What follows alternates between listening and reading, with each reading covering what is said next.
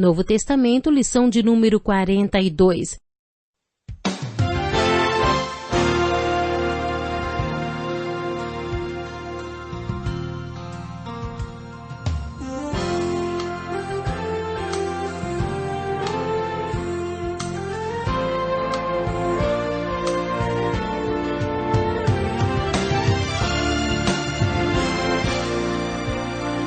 Muitas pessoas têm tido seus sonhos destruídos pela falta de confiança absoluta em Deus.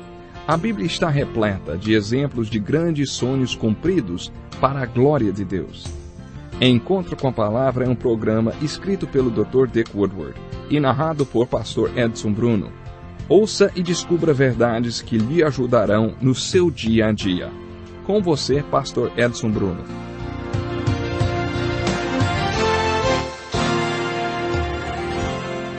É uma alegria muito grande poder estar chegando mais uma vez até você com um encontro com a Palavra. Bem-vindo!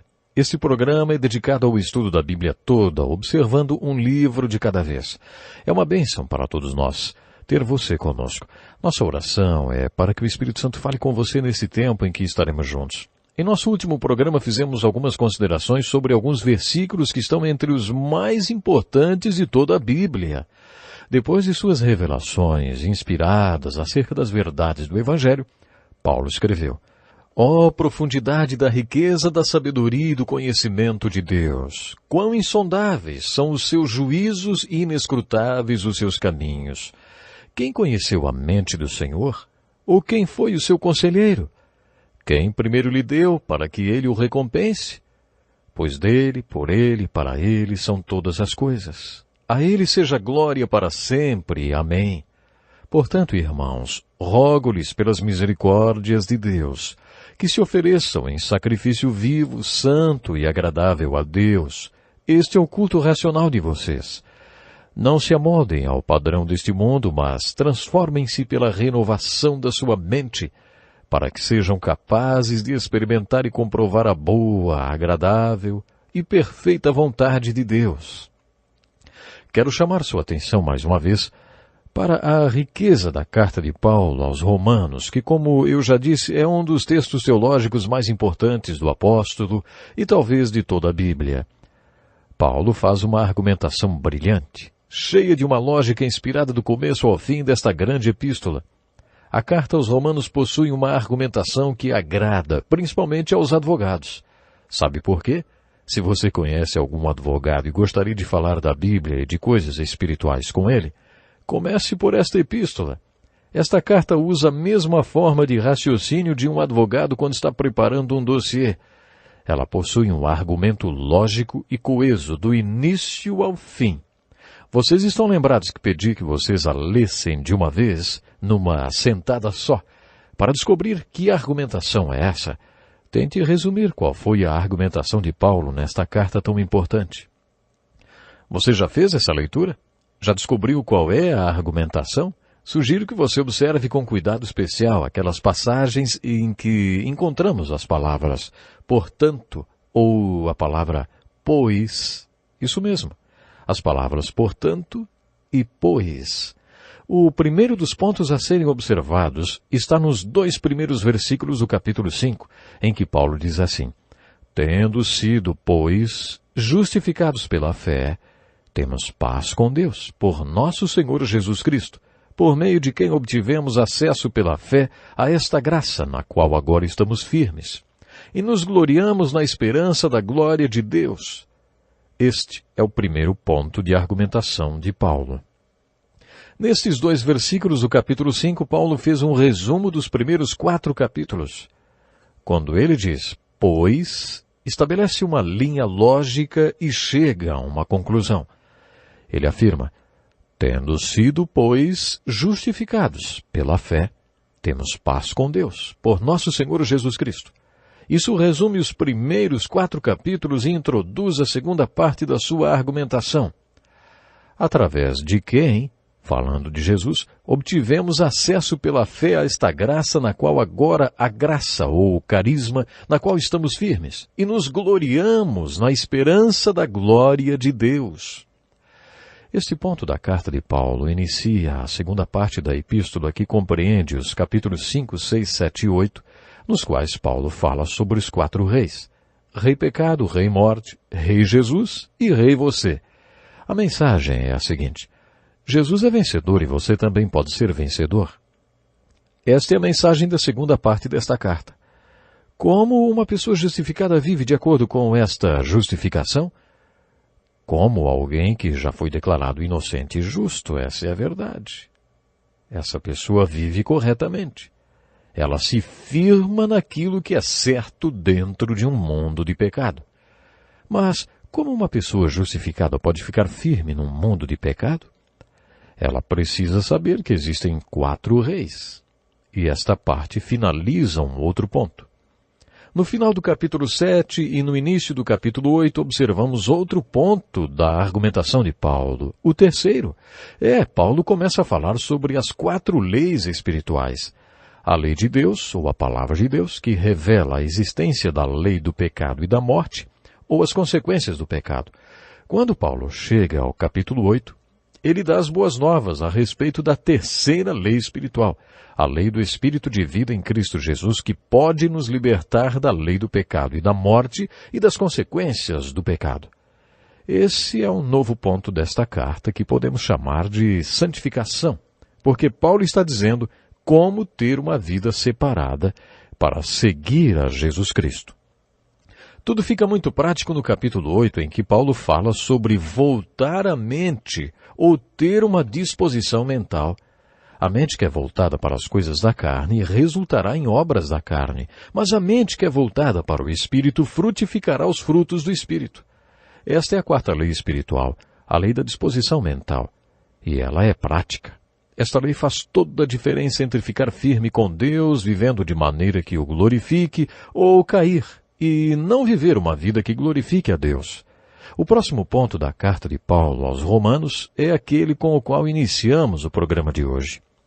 Depois dos primeiros 4 capítulos em que falou sobre o que Deus é, o que Deus exige, o que Deus condena, o que Deus sabe, o que Deus fez e o que quer fazer, depois de anunciar as boas novas de salvação de maneira tão tocante e nos falar sobre como podemos viver como pessoas justificadas, Paulo fala sobre Israel e sobre o plano de Deus para a consumação da história humana centralizada em Israel. A partir do capítulo 9 até o 11, Paulo inicia outro assunto ainda mais profundo. Ele fala sobre eleição, sobre 2 gêmeos no ventre da mãe, Esaú e Jacó dentro da Rebeca, e sobre o fato de que nenhuma das 2 crianças fez nada de bom nem errado. E ainda assim Deus afirmou: amei Jacó, mas rejeitei Esaú, e o mais velho servirá ao mais novo. Deus tinha um destino, um plano para esses 2 gêmeos antes mesmo deles nascerem. Este é um assunto teológico pesado e difícil de ser aceito por algumas pessoas. Chegamos a ter um certo sentimento de que Deus deveria ter nos consultado antes, porque isso não parece justo. No final desta divisão, Paulo relaciona a justificação não para o pecador ou para o salvo, sim, mas para o mundo inteiro e para Israel. Depois de Paulo ter compartilhado verdades tão profundas, ele conclui essa divisão dizendo assim, ó profundidade da riqueza, da sabedoria e do conhecimento de Deus! Quão insondáveis são os seus juízos e inescrutáveis os seus caminhos! Quem conheceu a mente do Senhor? Ou quem foi seu conselheiro? Quem primeiro lhe deu para que ele o recompense? Pois dele, por ele, para ele são todas as coisas. A ele seja glória para sempre. Amém. Foi assim que Paulo encerrou esta divisão doutrinária de sua carta. As cartas de Paulo possuem a divisão doutrinal, a prática, a seção de ensino e a seção de aplicação. Nenhuma doutrina que ele ensinou é tão importante quanto essa. Ele conclui sua doutrina do capítulo 1 até o 11 de sua carta aos Romanos, chamando a atenção para o fato de que a sabedoria e o conhecimento de Deus são absolutamente infinitos. Ele finaliza sua divisão de ensino com uma doxologia muito bonita, na qual relembra que Deus não precisou que ninguém fosse seu conselheiro quando decidiu que faria tudo isso. Se voltarmos ao capítulo 1, perceberemos que Paulo falou coisas maravilhosas sobre o plano de justificação, sobre a santificação e sobre o plano de Deus para toda a história da humanidade. Ele sintetiza tudo e declara: prestem atenção, a sabedoria de Deus é infinita. Deus não precisou que ninguém o aconselhasse, nem foi obrigado por nenhum de nós a salvar ninguém. Deus não deve nada a ninguém. Não venham a Deus com essas ideias preconcebidas sobre o que vocês acham que é certo e justo. Deus não precisa que vocês digam o que é justo. Vocês é que precisam ir a Deus para descobrir o que é justiça, porque Deus é justiça. Deus é a definição e o padrão absoluto de retidão e justiça. É Deus quem diz o que é justo. Essas palavras de Paulo me dão a mesma sensação que tenho quando estou dentro de um avião e o piloto deixa a porta da sua cabina aberta. Fico fascinado pensando em como os aviões voam. Sou completamente ignorante sobre mecânica. Para o meu próprio bem e dos outros passageiros no avião, nunca precisei entender nada de todos aqueles botões lá no painel de controle. Eu não preciso entender nada daquilo para voar num avião de um lugar para outro, porque a tripulação entende. Quando as Escrituras falam sobre eleição, por exemplo, que Deus escolheu Jacó e não escolheu Esaú, que Deus escolheu Israel e não escolheu Edom ou qualquer outra nação, é como se Deus deixasse a porta da sua cabine um pouquinho aberta. Ele não espera que entendamos tudo. Ele simplesmente nos deixa ver um pouquinho através da porta entreaberta, para que espiemos um pouquinho de como Ele tem feito o trabalho dele. E aquilo que Deus quer que entendamos, Ele deixa bem explicado. Portanto, irmãos, rogo-lhes pelas misericórdias de Deus que se ofereçam em sacrifício vivo, santo e agradável a Deus. Este é o culto racional de vocês. Não se amoldem ao padrão deste mundo, mas transformem-se pela renovação da sua mente, para que sejam capazes de experimentar e comprovar a boa, agradável e perfeita vontade de Deus. Nossas prioridades mudam com o passar dos tempos. Quando somos jovens, temos muita energia para queimar em todo tipo de coisa, mas quando ficamos mais velhos ou se ficamos doentes, as energias diminuem. Ore e peça a Deus sabedoria para usar sua energia, porque ela um dia vai diminuir, hein? Conheço um pastor que, por causa de uma doença, de uma deficiência grave, sofre de fadiga crônica. Por isso ele tomou uma decisão que deve ser nossa também. Não quero usar minha energia em nenhum projeto que não venha de Deus, que não tenha o poder de Deus e que não seja para a glória de Deus. É assim que devemos estabelecer nossas prioridades. Se Deus não for a fonte de um projeto, eu não vou querer me entregar a Ele, porque eu, de mim mesmo, não tenho energias para levá-lo adiante. Se por trás desse projeto não existir o poder de Deus, eu não posso me entregar a Ele, porque eu, de mim mesmo, não tenho poder para executá-lo. Se o propósito desse projeto não for a glória de Deus, eu não quero me entregar a Ele, porque a vida é preciosa para mim. Isso não deveria ser real apenas para os que estão doentes ou velhos. Isso deveria ser verdade para todos que se consideram discípulos de Jesus Cristo. Foi isso que Paulo falou. Se ofereçam em sacrifício vivo, santo e agradável a Deus. Esse é o culto racional de vocês. Depois vocês devem orar pedindo que Deus seja a fonte de tudo para o que vocês se entregarem. O poder por trás de tudo a que vocês se entregam e o propósito de tudo para o que vocês se entregam é o Senhor. E precisa ser o Senhor. Você acha que existe esse negócio de vontade de Deus para a sua vida? Você acha que Deus se importa com a sua personalidade? Você acha que Deus tem um plano para a sua vida? De acordo com as Escrituras, Deus se importa com sua personalidade. Tanto no Velho como no Novo Testamento, a Bíblia afirma que Deus é pessoa. Tanto no Velho como no Novo Testamento, Deus é nosso pastor. No Novo Testamento, Deus é nosso Pai. A Bíblia nos ensina a aclamarmos Abba Pai, que significa meu paizinho. De acordo com o Novo Testamento, devemos ter um relacionamento pessoal com Deus. As Escrituras afirmam que Jesus sabe até quantos são os fios de cabelos da nossa cabeça. Ele nos conhece pessoal e individualmente. No Salmo 139, um dos meus salmos preferidos, Davi conta que Deus já conhecia todos os dias das nossas vidas antes mesmo de termos nascido. Você acredita nisso? O apóstolo Paulo acreditava. Inspirado pelo Espírito Santo, Paulo afirmou que pôde ver na prática como é bom o plano de Deus para as nossas vidas. É um grande engano achar que Deus vai acabar com sua vida se você se entregar a Ele. Deus não é chato. Muita gente acha que entregar-se para Deus é certeza de acabar no lugar que mais temia estar. Eu acreditei nisso durante muito tempo.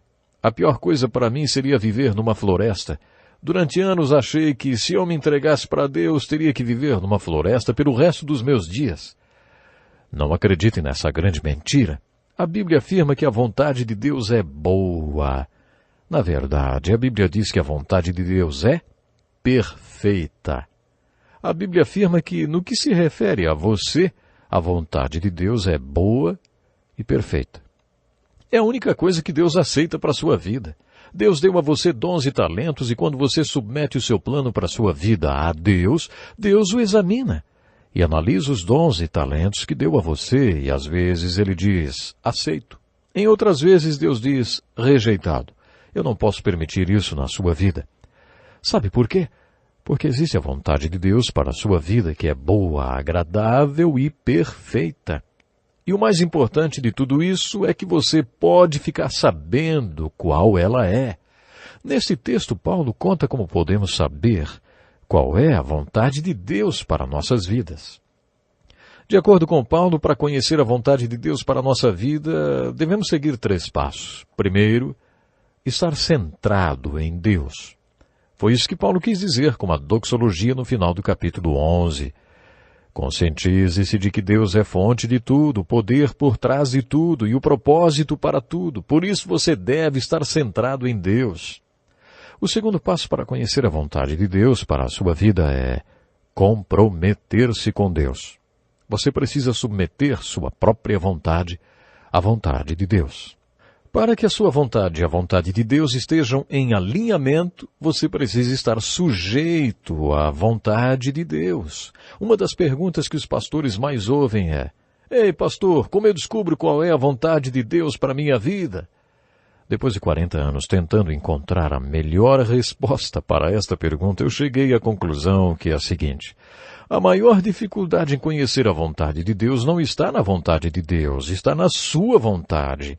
Quando você se propõe a conhecer a vontade de Deus, a sua própria vontade é um dos seus maiores obstáculos. João, no capítulo 7, versículo 17, deixou registrado o seguinte princípio de Jesus. Se alguém decidir fazer a vontade de Deus, descobrirá. Eu acredito nisso.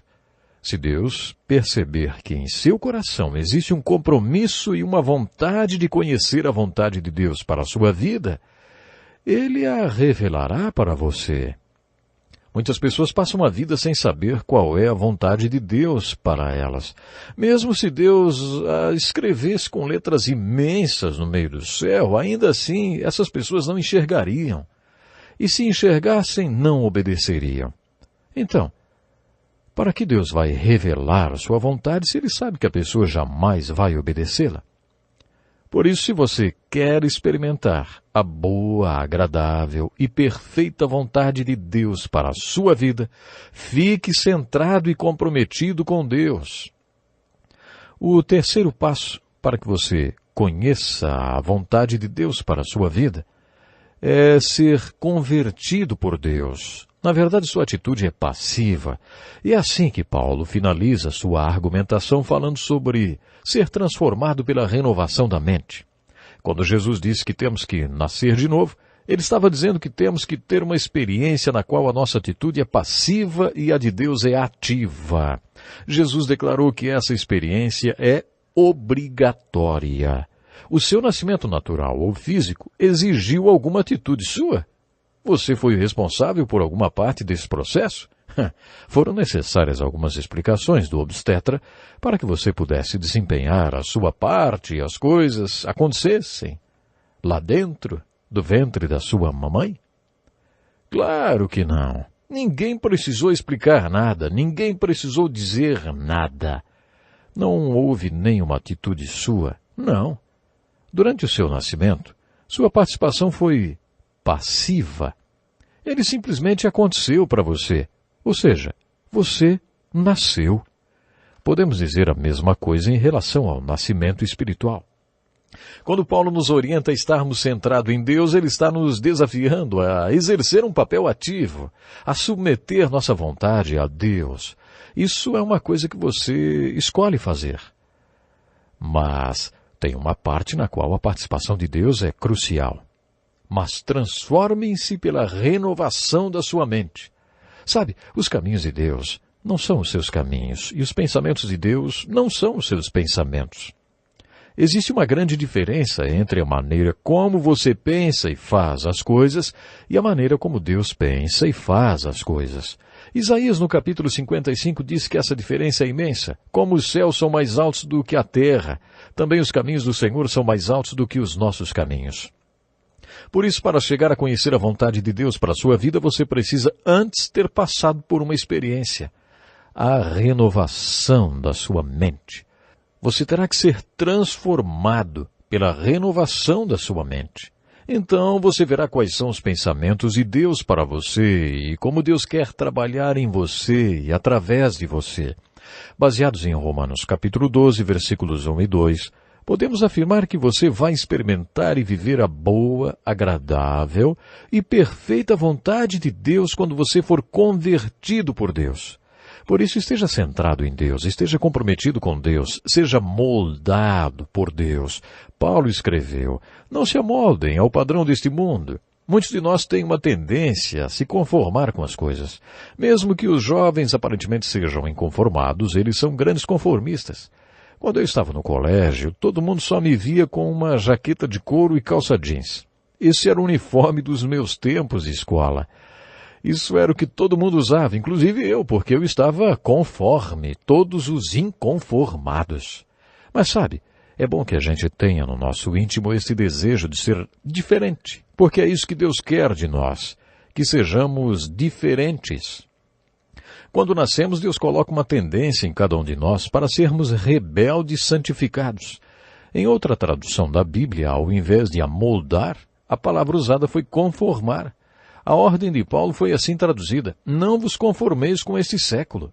Por isso, não seja como todo mundo é, não deixe que o mundo molde você. Antes, amolde-se e seja conforme o que Jesus Cristo é. Ele pode fazer com que você se amolde à vontade de Deus para a sua vida. Isso fará de você um inconformado com o mundo e com os valores deste século. Depois de fazer essa aplicação, Paulo apresenta um novo ensinamento que resumi e parafraseei dessa maneira. Seja confirmado em Deus. No capítulo 12, Paulo continua falando sobre os dons espirituais. Veremos mais sobre esse assunto na carta de Paulo aos Coríntios, principalmente no capítulo 12. Vamos recapitular. Nessa parte do livro de Romanos, Paulo nos exorta a sermos centrados em Deus, comprometidos com Deus, convertidos por Deus, moldados por Deus e confirmados em Deus. Paulo está nos mandando descobrir quais são os dons que Deus nos deu e nos mandando devolver esses dons para Ele. Os dons que Deus deu a você pertencem a Ele. Quando você entrega esses dons a Deus, eles o levam ao centro da vontade de Deus e você descobre o que Deus quer que você faça. Ficamos por aqui hoje. Até o próximo programa. Que lição importantíssima. Obrigado, pastor Edson Bruno. Prezado ouvinte, coloque em prática o que você ouviu aqui.